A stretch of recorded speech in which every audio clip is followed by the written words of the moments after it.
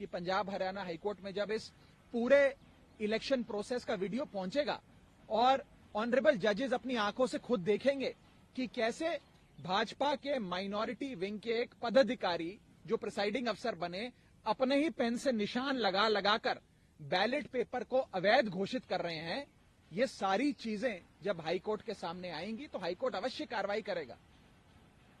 पर आम आदमी पार्टी, कांग्रेस पार्टी, इंडिया गठबंधन मिलके सड़क से लेकर संसद तक, न्यायपालिका से लेकर सड़क तक क्या लड़ाई लड़नी है, आगे क्या रूपरेखा होगी, उस पर अवश्य चर्चा करेंगे और हाईकोर्ट का दरवाजा भी जरूर खटखटाएंगे। बिल्कुल प्रिसाइडिंग अफसर के खिलाफ कार्रवाई करेंगे। मैं तो आज इस मंच से ये मांग करता हूं कि प्रिसाइडिंग अफसर ने देशद्रोह किया है, उसे गिरफ्तार करना चाहिए, उस पर आपराधिक मुकदमा चलना चाहिए। सबसे बड़ा दोषी है।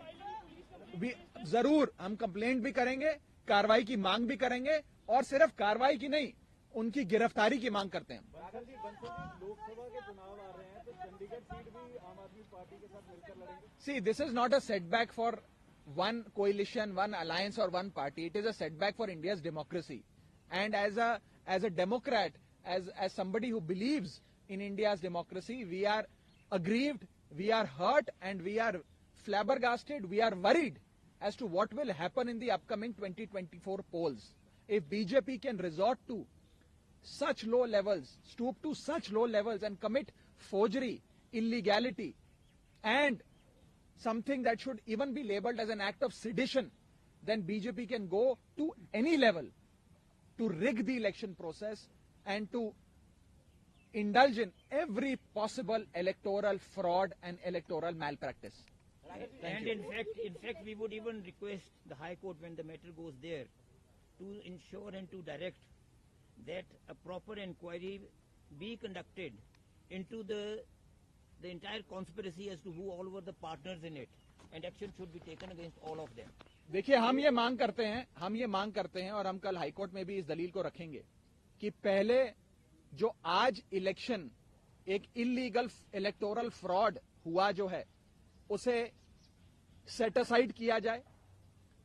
दूसरा, एक fresh election, free and fair election call किया जाए।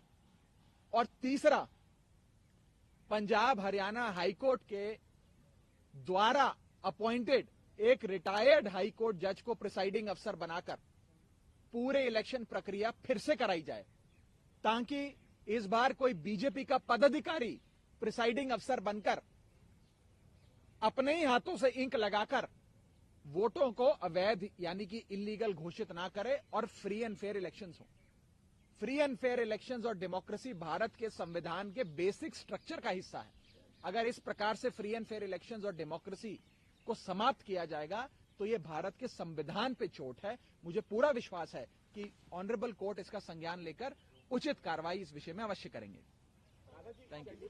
लोकतंत्र का हनन बता रहे हैं, लेकिन दिल्ली की जो मेयर है वो भी सुप्रीम कोर्ट का रास्ता इख्तियार करती नजर आए। वो कहते हैं हमें समितियों की पावर नहीं दी जा रही है। देखिए, भारतीय जनता पार्टी से, जैसा कि मैंने कहा, हर फोरम पे लड़ाई लड़नी पड़ेगी और इस देश के लोकतंत्र को बचाना पड़ेगा।